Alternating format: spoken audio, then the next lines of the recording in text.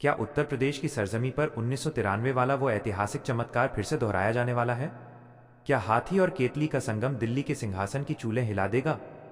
जय भीम साथियों, आज का ये वीडियो भारतीय राजनीति के इतिहास का सबसे बड़ा टर्निंग पॉइंट साबित हो सकता है। आज हम उस संभावना की परतें खोल रहे हैं जिसकी आहट मात्र से ही बड़े बड़े दिग्गजों के पसीने छूट रहे हैं। एक तरफ है बहुजन राजनीति की आयरन लेडी, 4 बार की मुख्यमंत्री सुश्री मायावती जी, और दूसरी तरफ सड़कों पर संघर्ष करने वाले भाई चंद्रशेखर आजाद। वीडियो की गहराई में उतरने से पहले दिल खोलकर कमेंट में लिखिए कि आप ये वीडियो उत्तर प्रदेश के किस जिले या भारत के किस कोने से देख रहे हैं। अगर आप भी चाहते हैं कि बहुजन समाज का स्वाभिमान और सत्ता का संतुलन वापस आए तो इस चैनल को अभी सब्सक्राइब करें और इस वीडियो को अंत तक देखें, क्योंकि आज की जानकारी आपकी राजनीतिक समझ बदल देगी। चलिए शुरू करते हैं बहुजन राजनीति के इस महामंथन को। भारतीय राजनीति में 90 का दशक वो दौर था जब मान्यवर कांशीराम साहब ने बहुजन शब्द को एक ऐसी ताकत बना दिया था कि देश का प्रधानमंत्री कौन बनेगा ये लखनऊ से तय होता था। उस समय मायावती जी का उदय एक ऐसी शक्ति के रूप में हुआ जिसने सदियों के दमन को सत्ता के माध्यम से चुनौती दी। लेकिन पिछले 10-12 सालों में राजनीति की बिसात बदल गई है। बीएसपी जो कभी उत्तर प्रदेश की पूर्ण बहुमत वाली सरकार चलाती थी, आज वोट शेयर के मामले में चुनौतियों का सामना कर रही है। वहीं दूसरी ओर एक नया चेहरा उभर कर आया, चंद्रशेखर आजाद। चंद्रशेखर ने उन युवाओं को अपनी ओर खींचा जो सोशल मीडिया पर सक्रिय हैं और सड़कों पर उतरकर विरोध दर्ज कराना जानते हैं। आज समस्या ये है कि दलित वोट बैंक 2 हिस्सों में बंट गया है। एक हिस्सा जो मायावती जी के अनुशासन और पुराने गौरव को मानता है, और दूसरा हिस्सा जो चंद्रशेखर के आक्रामक तेवर को पसंद करता है। इस बिखराव का सीधा फायदा दूसरी पार्टियों को मिल रहा है। आज वक्त की मांग है कि हाथी का अनुभव और नगीना के सांसद का जोश एक मंच पर आए। क्या ये जुगलबंदी पुराने गौरव को वापस ला पाएगी? ये सवाल आज हर दलित बस्ती में गूंज रहा है। मायावती जी की राजनीति का आधार अनुशासन और प्रशासन रहा है। उन्होंने यूपी को वो शासन दिया जहां गुंडे माफियाओं के नाम से रूह कांपती थी। उनकी पकड़ आज भी गांव-गांव में उस कोर काडर पर है जो आज भी नीले झंडे के प्रति वफादार है।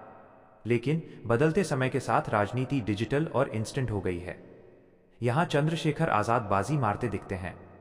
चंद्रशेखर ने नगीना की जीत से यह साबित कर दिया कि अगर सही रणनीति और युवाओं का साथ हो तो बिना बड़े गठबंधन के भी किला फतह किया जा सकता है। चंद्रशेखर की ताकत उनका सीधा संवाद है। वो हाथरस जाते हैं, वो जेल जाते हैं, वो लाठियां खाते हैं। युवाओं को उनमें एक ऐसा रक्षक दिखता है जो उनके हक के लिए किसी से भी टकरा सकता है। जब मायावती का मजबूत संगठन और चंद्रशेखर का आक्रामक जनाधार मिलेगा तो ये एक ऐसा अपराजय समीकरण, अनबीटेबल इक्वेशन बनेगा जिसे भेदना किसी भी राजनीतिक दल के लिए लगभग नामुमकिन होगा। यह केवल 2 नेताओं का मिलना नहीं होगा, बल्कि थिंक टैंक और ग्राउंड फोर्स का मिलन होगा। सियासत का रास्ता फूलों की सेज नहीं होता। इस गठबंधन की राह में सबसे बड़ा रोड़ा है नेतृत्व का सवाल। मायावती जी हमेशा से स्पष्ट रही हैं कि वे किसी के पीछे नहीं चलेंगी। वे गठबंधन तभी करती हैं जब उन्हें बराबरी या सम्मानजनक स्थिति मिले। दूसरी तरफ चंद्रशेखर को लेकर बीएसपी के पुराने नेताओं के मन में एक असुरक्षा की भावना रहती है कि कहीं वो मायावती जी की विरासत पर कब्जा न कर लें। एक और गंभीर चुनौती है जाति के भीतर जाति। विपक्षी दलों ने बड़ी चतुराई से दलित समाज को जाटव और गैर जाटव जैसे पासी, कोरी, वाल्मीकि, खटीक आदि में बांटने की कोशिश की है। मायावती और चंद्रशेखर की सबसे बड़ी परीक्षा यही होगी कि क्या वे इन सभी उपजातियों को एक छतरी के नीचे ला पाएंगे। इसके अलावा सरकारी तंत्र और ईडी, सीबीआई जैसी एजेंसियों का दबाव भी एक बड़ा कारक रहता है। क्या ये दोनों नेता इन बाहरी दबावों को झेलकर अपने समाज के हित में एक हो पाएंगे? अगर वे अपने व्यक्तिगत ईगो को त्याग कर समाज के भविष्य को प्राथमिकता देते हैं तो 2027 का चुनाव यूपी की राजनीति का सबसे बड़ा उलटफेर साबित होगा। कल्पना कीजिए, उत्तर प्रदेश के विधानसभा चुनाव में मायावती जी मंच पर बैठी हों और चंद्रशेखर आजाद उनके बगल में खड़े होकर हाथ उठाएं। ये तस्वीर ही विपक्षी खेमों में खलबली मचाने के लिए काफी है।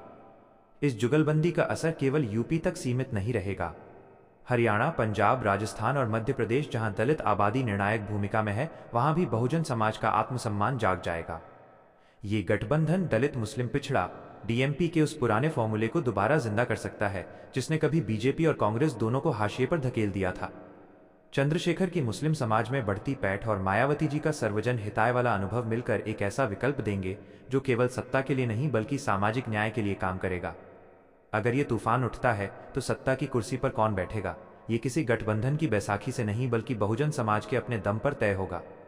ये जुगलबंदी लोकतंत्र को बचाने और संविधान को सुरक्षित रखने की दिशा में एक निर्णायक कदम हो सकती है। राजनीति भावनाओं से शुरू होती है, लेकिन जीतती आंकड़ों से है। अगर हम उत्तर प्रदेश के जातीय समीकरण को देखें तो दलित आबादी लगभग 21% है। इसमें जाटव समाज की हिस्सेदारी करीब 12-13% है, जो मायावती जी का अभेद्य किला माना जाता है। लेकिन बाकी की 8-9% गैर जाटव दलित आबादी पिछले कुछ चुनावों में बिखर गई थी। चंद्रशेखर आजाद की एंट्री ने इसी बिखरे हुए हिस्से, खासकर वाल्मीकि, पासी और कोरी समाज के युवाओं को फिर से लामबंद किया है। अब गणित समझिए, अगर ये दोनों नेता एक साथ आते हैं तो ये 21% दलित वोट एकमुश्त गिर सकता है। इसके साथ अगर 19% मुस्लिम मतदाता जुड़ जाएं तो यह आंकड़ा 40% के पार चला जाता है। उत्तर प्रदेश जैसी त्रिकोणीय या चतुष्कोणीय लड़ाई में 40% वोट का मतलब है प्रचंड बहुमत।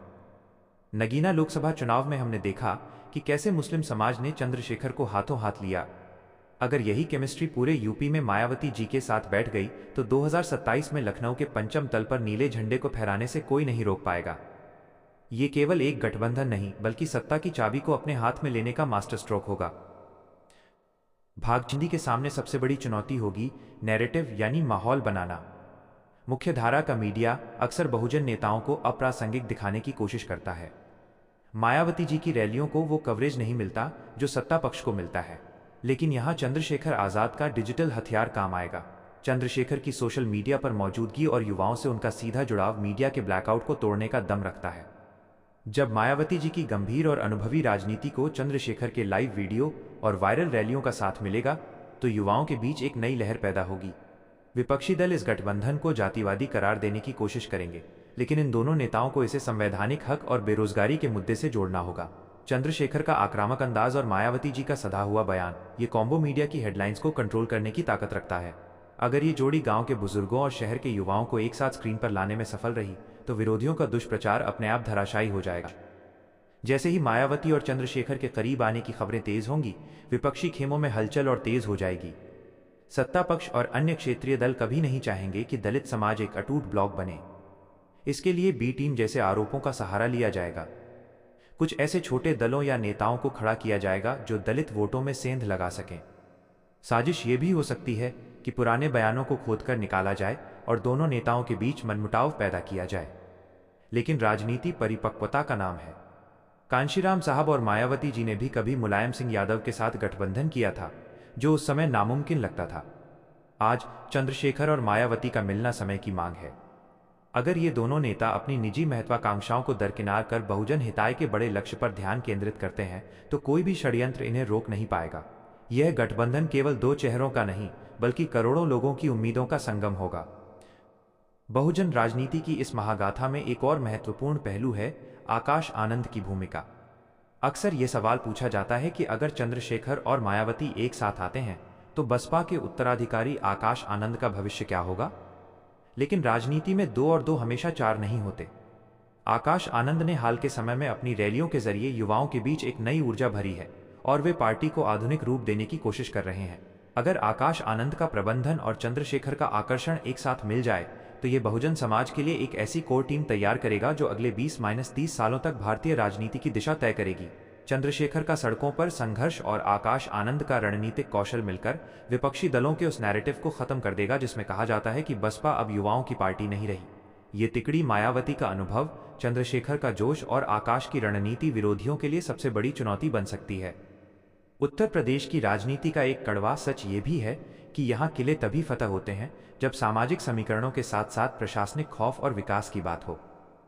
मायावती के शासनकाल को आज भी उस दौर के रूप में याद किया जाता है जब प्रशासन की कलम से बड़े बड़े अपराधी थरथराते थे। चंद्रशेखर आजाद आज वही तेवर सड़कों पर दिखा रहे हैं। जब ये दोनों एक होंगे तो जनता को ये संदेश जाएगा कि अब केवल बातें नहीं होंगी बल्कि न्याय भी होगा। दलित समाज के साथ साथ प्रदेश का वो हर नागरिक जो सुरक्षा चाहता है वो इस जुगलबंदी की ओर उम्मीद भरी नजरों से देखेगा।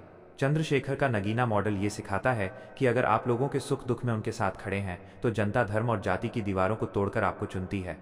यही मॉडल अगर पूरे यूपी में मायावती जी के साथ मिलकर लागू हुआ तो विकास और न्याय की एक नई परिभाषा लिखी जाएगी जो 2027 के चुनाव परिणामों को ऐतिहासिक बना देगी। अंतिम और सबसे निर्णायक बात है संविधान और लोकतंत्र को बचाने की लड़ाई।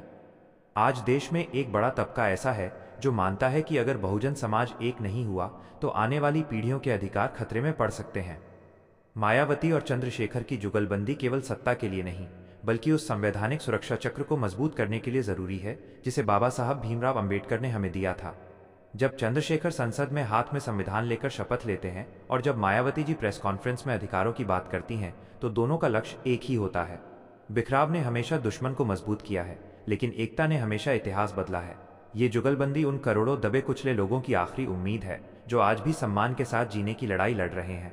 अगर ये दोनों नेता इस समय की नज़ाकत को समझ गए तो यकीन मानिए, भारतीय राजनीति का सूरज एक नए रंग में उदय होगा और उसकी चमक पूरे देश को दिखाई देगी। राजनीति के गलियारों में एक बड़ा सवाल ये भी तैर रहा है कि क्या ये जुगलबंदी केवल उत्तर प्रदेश तक सीमित रहेगी या इसका असर राष्ट्रीय स्तर पर होगा। गौर से देखिए तो पंजाब, हरियाणा और राजस्थान जैसे राज्यों में दलित आबादी का प्रतिशत इतना है कि वे किसी भी सरकार को बनाने या गिराने की कुवत रखते हैं। अगर मायावती जी का अनुभव और चंद्रशेखर का क्रेज एक साथ मिलता है तो दिल्ली की सत्ता का रास्ता लखनऊ से होकर गुजरेगा। चंद्रशेखर आजाद ने जिस तरह से नगीना की जीत के बाद देश भर के दलित पिछड़ा समाज में एक नई उम्मीद जगाई है, उससे ये साफ है कि युवा अब सिर्फ भीड़ का हिस्सा नहीं बनना चाहता, वो नेतृत्व चाहता है। जब मायावती जी जैसा कद्दावर चेहरा इस युवा जोश को अपना आशीर्वाद देगा तो ये गठबंधन एक नेशनल फेनोमेन बन जाएगा। ये उन ताकतों के लिए सबसे बड़ी चेतावनी होगी जो समझती हैं कि दलित राजनीति अब खत्म हो चुकी है। यह पुनरुत्थान होगा उस विचारधारा का जिसने हमेशा सत्ता को चुनौती दी है। इस पूरे समीकरण का सबसे दिलचस्प पहलू है विपक्ष की बौखलाहट। जो पार्टियां अब तक दलित वोटों को अपना वोट बैंक समझकर निश्चिंत बैठी थीं, उनके माथे पर पसीना आने लगा है, क्योंकि मायावती और चंद्रशेखर का एक साथ आना केवल वोटों का जुड़ना नहीं है, बल्कि एक वैचारिक विस्फोट है। विपक्ष जानता है कि अगर ये दोनों नेता एक मंच पर खड़े होकर हाथ मिला लेते हैं तो ध्रुवीकरण की राजनीति फेल हो जाएगी। फिर चुनाव मंदिर मस्जिद पर नहीं, बल्कि संविधान, आरक्षण और रोजगार पर होगा। चंद्रशेखर की रैलियों में उमड़ने वाला सैलाब और मायावती जी के काडर की अनुशासनबद्ध ताकत जब एक सुर में बोलेगी तो बड़े बड़े किलों की दीवारें दरकने लगेंगी। ये लड़ाई अब सिर्फ एक चुनाव की नहीं, बल्कि आने वाली पीढ़ियों के हक हकूक की है।